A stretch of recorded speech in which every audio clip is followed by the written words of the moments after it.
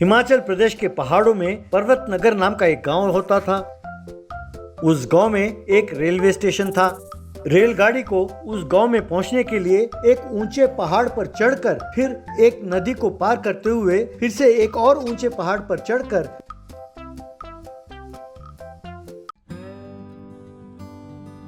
उस गांव तक पहुंचता था। क्योंकि वो यात्रा बहुत लुभावनी होती थी और बहुत बढ़िया नज़ारे होते थे, तो पर्यटक और विदेशी यात्री डिब्बे के दरवाजे के पास खड़े होकर सेल्फी लेते थे। पर्वत नगर में मिश्रा नाम का एक धनवान रहता था। वो बड़े बड़े बिल्डिंग और सड़कों के कॉन्ट्रैक्ट लेकर काम करता था। उसके पास कई जेसीबी, क्रेन और बुलडोजर थे, लेकिन उसकी सोच बहुत घटिया थी। उसको पैसे होने का घमंड था और गरीबों का अपमान करता रहता था। मिश्रा की इकलौती बेटी, उसके दामाद और पोते पोतियां अमेरिका में रहते थे और वहां से वीडियो कॉल करके जब तब बातें करते रहते थे। मिश्रा अपनी बेटी पर जान छिड़कता था। मिश्रा के पास एक जेसीबी ड्राइवर काम करता था, जिसका नाम था जगन्नाथ। जगन्नाथ बहुत नेक इंसान था। वो सबके साथ मिलजुल कर रहता था, दूसरों की मदद करता था। खास तौर पर गरीबों की वो जरूर मदद करता था।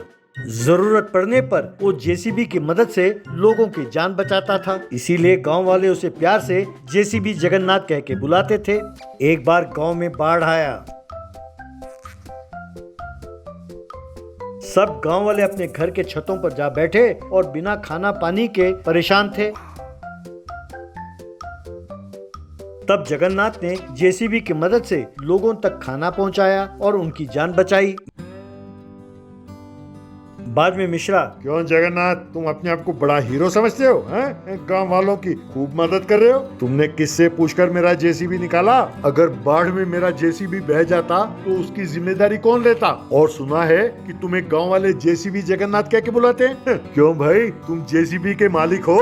तब जगन्नाथ, मालिक माफ कर दीजिए, आपके अनुमति के बगैर मैं जेसीबी ले गया, ये मेरी गलती थी। लेकिन बाढ़ के समय आप गाँव में नहीं थे सरकार, और वहाँ लोग अपनी जान के लिए जूझ रहे थे। मैं चुपचाप देख नहीं पाया, इसीलिए मैं जेसीबी ले गया सरकार। आइंदा बिना आपके अनुमति के मैं इसे लेकर नहीं जाऊंगा मालिक। मिश्रा, बहुत हो गया ये सब बकवास। अब तक तुम कई बार ऐसे कह चुके हो। अब तुम्हारी ये बकवास सुनने की सब्र मुझ में और नहीं है। चुपचाप यहाँ से दफा हो जाओ और खबरदार दोबारा मुझे दिखाई ना देना। कहकर उसे वहां से निकाल दिया।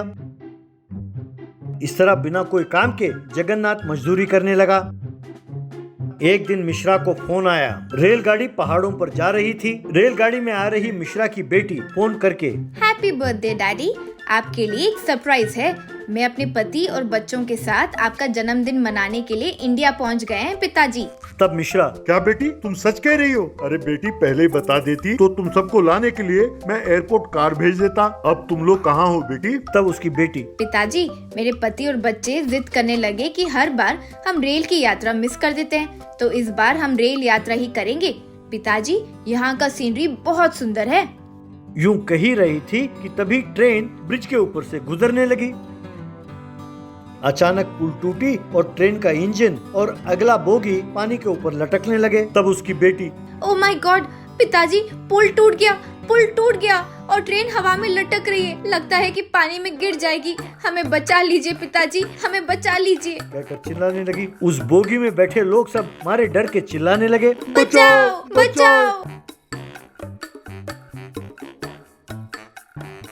ये सुनकर मिश्रा के हाथ पैर कांपने लगे। वो तुरंत बाहर की ओर भागा। तभी गांव वालों को भी खबर पहुंची और वो सब पुल की ओर भागने लगे। मिश्रा और गांव वाले दौड़ते दौड़ते रेल ट्रैक के ऊपर पुल के पास पहुंचे। वहां उन्होंने देखा कि पुल के ऊपर से रेल का इंजन और अगला बोगी लटक रहे थे। वहां पर टीसी ट्रेन के ड्राइवर के साथ बात कर रहा था। फोन काटकर टीसी, हे भगवान, क्या करे? ड्राइवर कहता है कि ज्यादा देर तक ये गाड़ी यूं लटकती नहीं रहेगी, गिर जाएगी। किसी भी पल ये सारे बोगियां पानी में गिर जाएंगी। इस गाड़ी गाड़ी को बचाने के लिए इस पुल के ऊपर और कोई वाहन नहीं आ सकती सिवा कोई और ट्रेन के। पानी में उतरकर मदद करने का समय भी नहीं बचा अभी। अब क्या करें भगवान?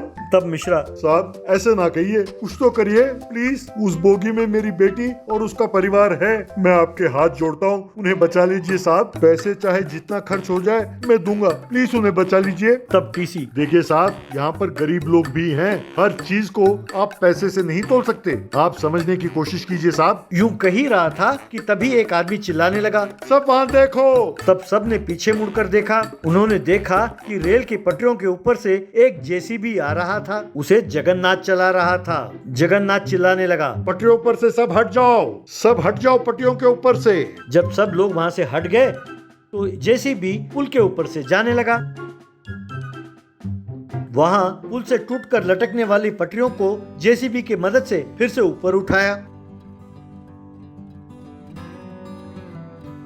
फिर रेलगाड़ी ने धीरे से वो पुल पार किया और पुल पार करके आकर रुकी। तब सभी यात्री रेलगाड़ी से उतरे और अपने सगे संबंधियों को गले लगाकर खुश होने लगे। मिश्रा भी अपने परिवार को गले लगाकर रोने लगा। तब गांव वाले सब ने मिलकर जेसीबी जगन्नाथ जिंदाबाद, जेसीबी जगन्नाथ जिंदाबाद का नारा लगाने लगे। तब जगन्नाथ ने सबको खामोश होने को कहा और मिश्रा से, मिश्रा जी मुझे माफ कर दीजिए। जब मुझे खबर मिली कि यहाँ पर कोई हादसा हुआ है तो मैं तुरंत आपके घर चला गया जेसीबी ले जाने की अनुमति लेने के लिए, लेकिन आप घर पर नहीं थे। ऊपर से मुझे ये भी खबर मिली कि बिटिया मुसीबत में है। मुझसे रहा नहीं गया और मैं जेसीबी लेकर यहाँ आ गया। तब मिश्रा ने जगन्नाथ को गले से लगा लिया और जगन्नाथ से कहा, जगन्नाथ माफी तो मुझे तुमसे मांगनी चाहिए। अब मेरे समझ में आया कि लोग तुम्हारे जिंदाबाद का नारा क्यों लगाते हैं। अब से मैं कभी भी तुम्हें नहीं रोकूंगा। अब से मेरा धंधा सब कुछ तुम ही संभालो। तुम्हें जितना वेतन चाहिए उतना ले लो।